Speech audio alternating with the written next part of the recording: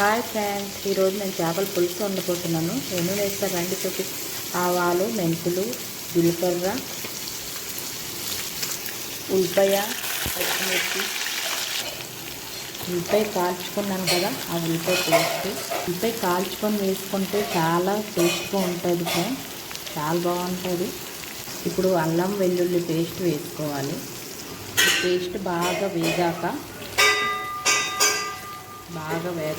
అల్లం వెల్లుల్లి పేస్ట్ వేసాను కదా, పచ్చివాసన పోయేదాకా బాగా వేసుకోవాలి. ఇప్పుడు టమాటా పేస్ట్ వేసుకోవాలి.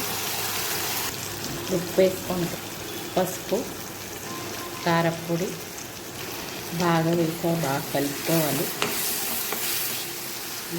పైకి తేలేదాకా కొంచెం కచ్చా లాగా బాగా కొంచెం వేసుకోవాలి చేపలను.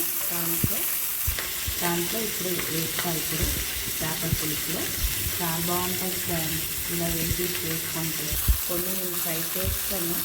2 గొర్రె ముక్కలు, 1 తోట ముక్క, మధ్య ముక్కలు ఇప్పుడు వేసుకుంటున్నాను సార్.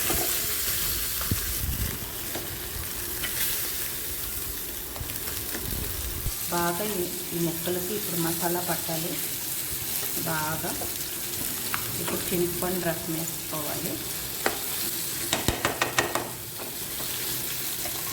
చింతపండు పులుసు వేసుకుంటాం. ఈ స్టైల్లో చేయండి, చాలా బాగుంటుంది ఫ్రెండ్స్. ఇప్పుడు వడబెట్టుకొని చింతపండు రసం వేసుకుంటాము. ఎలా ఉడుకుతుందో చూడండి ఫ్రెండ్స్. బాగా ఉడికాక కొత్తిమీర వేసి దింపేయడమే. చేపల పులుసు అయిపోయింది ఫ్రెండ్స్. ప్లీజ్ ఫ్రెండ్స్ సబ్స్క్రైబ్ చేసుకోండి. ఇలా ఒకసారి ట్రై చేయండి, చాలా బాగుంటుంది చేపల పులుసు. చేపల ఫ్రై కూడా చూడండి ఎంత బాగా ఎగుతున్నాయో.